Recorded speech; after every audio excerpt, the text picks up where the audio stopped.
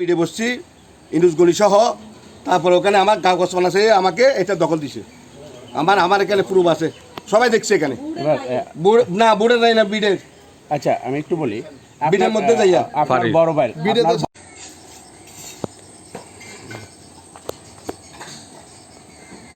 বোর্ডে নাদাবির একটা মামলা দরকার ছিল। আমি যতটুকু জানি এটা আপনি হয়তো সম্ভবত করেন নাই। আমি করি না যে, আমি ততটুকু জানি না, বুড়া মানুষ লেখাপড়া করি নাই, বিচার আসছিলাম কেমনে কেমনে 4টা পয়সা আল্লাহ দিতে খামাইছি, তাহলে দিছি। দেওয়ালেগুলো কাজগুলো বন্ধ করেন, উনি আমাকে কোনো হেল্প করে নাই। এরপরে আমি আবার হাটাদার থানায় গিয়ে ওসির সাথে দেখা করি, ওসিও আবার এসআই চেঞ্জ করে আলামিন স্যার, ওনাকে এনে আমি আবার জায়গা দেখাই এই সময় ও দেওয়াল দিচ্ছে, কিন্তু ও কোনো পদক্ষেপ নিতে পারে নাই। আপনি জায়গাটা ক্রয় করছেন কার থেকে? আবু বকর থেকে। আপনি জায়গাটা ক্রয় করার পর আবু বকরকে আপনার জায়গাটা বুঝে দিয়েছে মেপে? না, আমাকে মেপে বোঝা যায়নি। তাহলে আমার জায়গাটা আবু বকর যেহেতু আপনার জায়গাটা বুঝে দেয় না, সেই সূত্রে তো আপনি জায়গা না বুঝে পাই আপনি এখানে কেন কাজ করবেন? আমি আমার কোনো ডকুমেন্টের মধ্যে জায়গা কতটুকু, তাহলে আপনি কি সার্ভেয়ার আনার পরে জায়গাটা মেপে নেন না? না, আমি আমার মুন্সি দিয়ে মাপছি। মুন্সি কি আপনাকে কাগজ দেখে মেপে দিয়েছে? সরকারি মুন্সি। সরকারি মুন্সি না, লিখিত দেয়নি। লিখিত না দিলে আপনি তাহলে কিভাবে কাজ করবেন? এটা তো মনে করেন এটা খালি জমি না। জায়গাটা কত সালে কিনছিলেন? আমি বায়না করছি 2024 সালে, রেজিস্ট্রি করছি 2026 সালে। রেজিস্ট্রি করার সময় এখানে আমি যে বারবার একটা প্রশ্ন তুলে দিতেছি, ওই পক্ষ থেকে অভিযুক্ত আছে, সেটা হচ্ছে ওদের দাবি থেকে গেছে। দাবি না দাবি লিখিতটা আপনারা পাইছেন কিনা? না, আমি কোনো না দাবি লিখিত পাই নাই।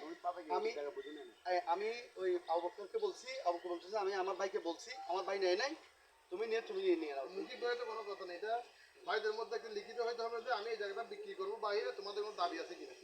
লিখিতটা আপনাকে এখন উনি যদি লিখিত করতে না পারে, উনি যদি না বসে, ওনারা একজন সামনে দেখলে মেরে কেটে ফেলবে, এরকম অবস্থা উনি লিখিত দিবে কেমন করে? আচ্ছা, জায়গা যদি আপনাকে মেপে বুঝে না তাহলে আপনি কতটুকু পরিমাণ কাজ করবেন? আমার কাগজে সব স্কেচ করা আছে, ম্যাপ আছে, কাগজে স্কেচ করা আছে, তারপর জায়গার পরিমাণ আছে, এগুলো কি সাথে আছে আপনার? অবশ্যই আছে। তাহলে এখানে যে আপনি কাজ করতেছেন এখন কতটুকু? আমি পুরো জায়গাটা হচ্ছে 4.5 ঘন্টা। আমি কিট ক্রয় করছি 2 ঘন্টায় করা। আপনার মুখ ঘন্টায় করে আপনি কিনে নিছি। মুখ হচ্ছে আপনার 46 ফুট। এই আপনার মুখ হচ্ছে পুরোটা হচ্ছে 46 ফুট, আবুকে পাবে 23 ফুট, আবুল হাসান পাবে 23 ফুট। আমি 23 ফুটের মধ্যে দেওয়ালটা দিচ্ছি। আপনি 23 ফুটেই কাজ করতেছি। এখন আপনি আবুল হাসানের পক্ষ থেকে কোনো বাধা পাইছেন কিনা?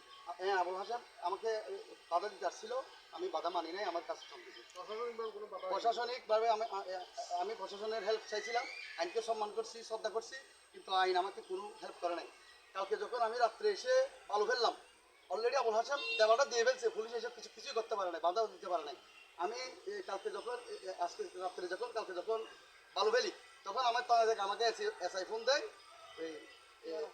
আপনার সাথে বসবো। আচ্ছা, আবুল হাসেম বারবার দাবি করতেছে যে চলাচলের রাস্তাটা আবুল হাসেমের, আপনি তার জায়গা ব্যবহার করতেছেন। আমি থানায় গেছি, থানায় আমি এসআই কে বলছি, ওসি কে বলছি, দুজনকে ডেকে থানার আমি বলি, আপনি আবুল হাসেম যেটা দাবি করতেছে যে সামনে যে জায়গাটা আছে, জায়গাটা তার, এবং আপনি অবৈধভাবে তার জায়গাটাকে ইউজ করতেছেন, ব্যবহার করতেছেন। ইউজ করব কেন? এটা কি আমার কাছে ডকুমেন্ট আছে, ওনার কাছে ডকুমেন্ট আছে, আমি ওনাকে বলছি বসার জন্য। রাস্তা ধরা কিনে নিছেন? হ্যাঁ, রাস্তা ধরা একেবারে। ঠিক আছে। 23 ফুট মুখ, 46 ফুটের মধ্যে 23 ফুট। আচ্ছা, আবুল হাসান একটা দাবি যে ক্রয় সূত্রে ওনার 2 ভাই মালিক, আবুল হাসেম, আবু বকর। কিন্তু আবুল হাসেমের জায়গাটা সামনের অংশ মানে দক্ষিণের অংশ, এবং এগুলো হচ্ছে এগুলো ওনার মুখের কথা। ওনাকে আমি বলছি তো কাগজ নিয়ে বসার জন্য, উনি তো বসে নাই। ঠিক আছে, ওনাকে আমি থানায় ডাকছি, উনি যাই নাই, উনি এগুলো অ্যাভয়েড করছে। আচ্ছা, এখানে একটা বিষয়, এটা করে একটা নিষেধাজ্ঞা টাঙ্গানো ছিল, এটা আপনি ফেলে দিয়েছেন, এরকম একটা অভিযোগ আছে। নিষেধাজ্ঞা এগুলা কি নিষেধাজ্ঞা নাকি অন্য কিছু, এগুলো তো আমি জানি না। আর এগুলা যদি নিষেধাজ্ঞা থাকে, এগুলাও কাগজপত্র নিয়ে বসবে। ঠিক আছে, ওকে।